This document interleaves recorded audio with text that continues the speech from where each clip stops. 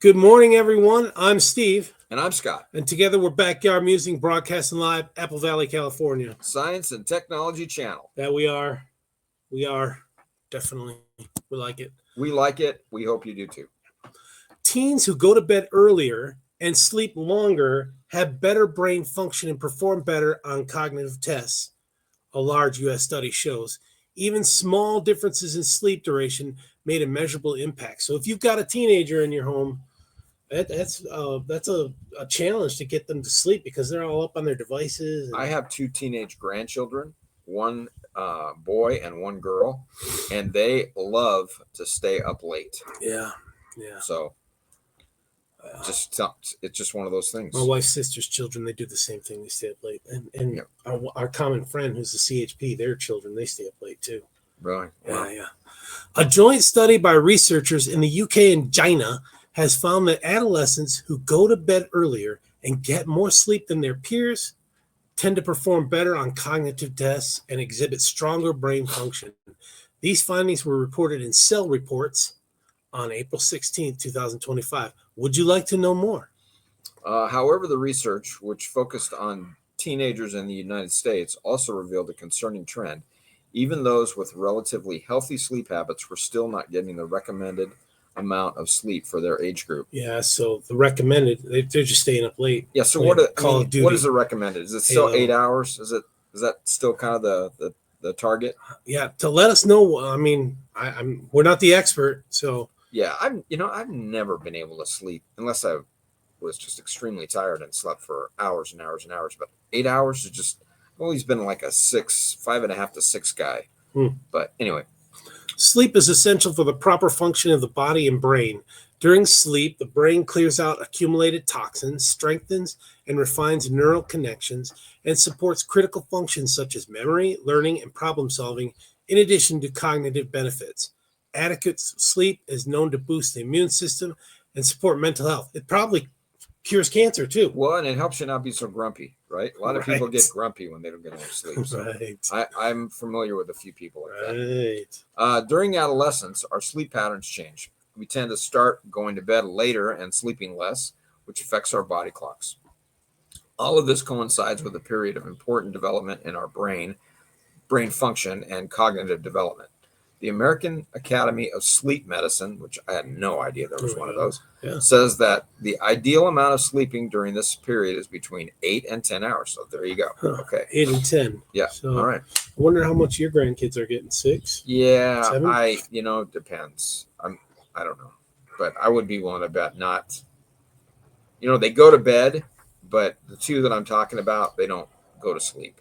One of them is an avid reader. She just loves to read. So she'll stay up reading that book way late. Yeah, way late. Which is good. Tired at least, me too. It puts me to sleep.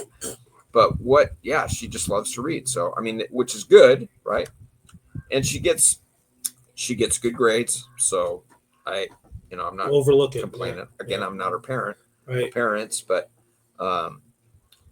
it catches, that kind of stuff catches up to you, when you don't get enough sleep. Professor Barbara Sahakian from the Department of Psychiatry at the University of Cambridge, that's a pedigreed place, Cambridge, said, quote, regularly getting a good night's sleep is important in helping us function properly. But while we know a lot about sleep in adulthood and later life, we know surprisingly little about sleep in adolescence, even though this is a crucial time in our development.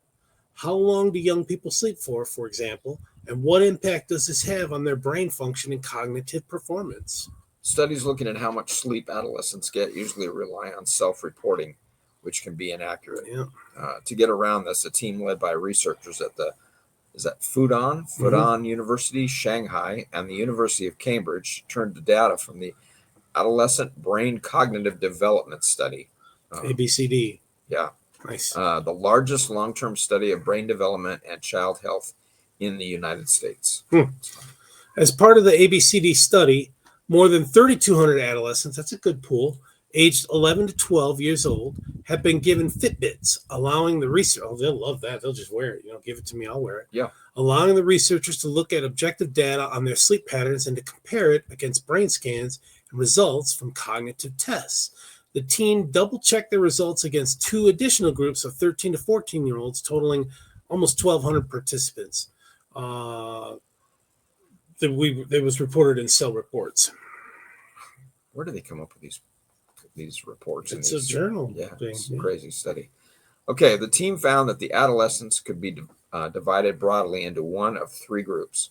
Group number 1, accounting for around 39% of participants, slept an average of 7 hours, 10 minutes. That's an average.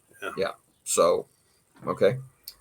They tended to go to bed and fall asleep the latest and wake up the earliest. Okay. Well, that's a good habit, right?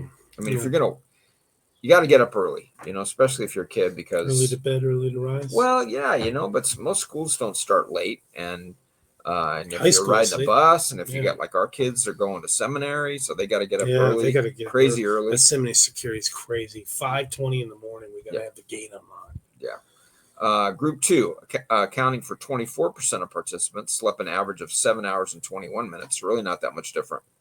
They had average levels across all sleep characteristics. Group 3, accounting for 37% of participants, slept an average of 7 hours and 25 minutes. So not a real wide range here. Right.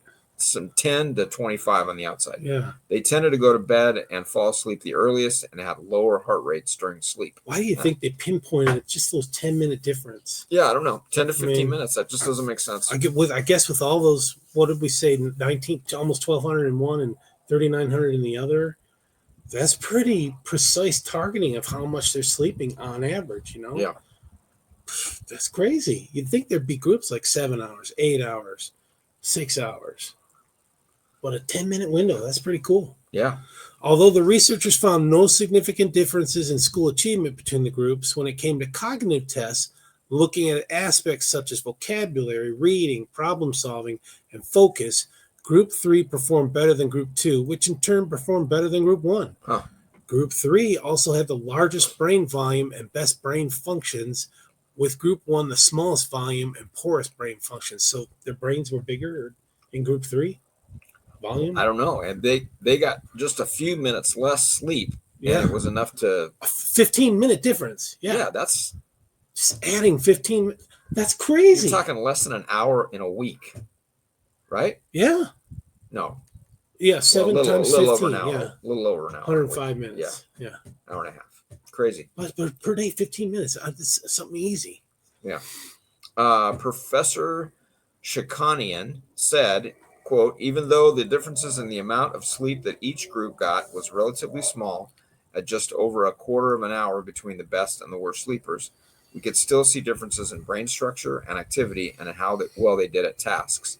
This drives home to us just how important it is to have a good night's sleep at this important time in life. I think that's period. I don't think it just has to be when you're a kid.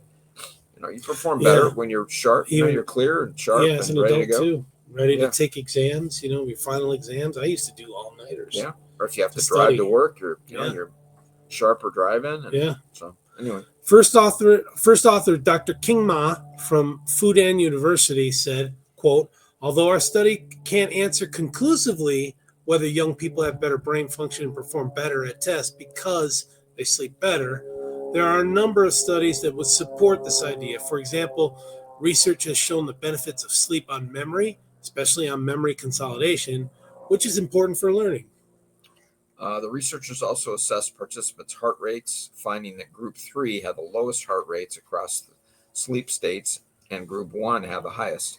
Lower heart rates are usually a sign of better health, whereas higher rates often accompany poor sleep quality like restless sleep, frequent awakenings, and excessive daytime sleepiness. Yeah, have you ever heard of restless leg syndrome? I have. Yeah, I knew somebody that had that. Yeah, you just kind of scissor and move your feet around. Yeah.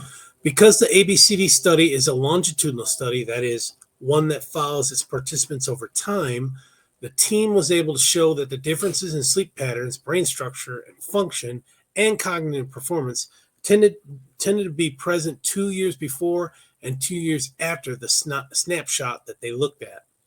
Senior author Dr. Wei Chen from Fudan University added, given the importance of sleep, we now need to look at why some children go to bed late, later and sleep less than others, it's because of playing video games or smartphones, for example. Yeah, devices. Yeah. Or is it just that their body clocks do not tell them it's time to sleep until later? Hmm.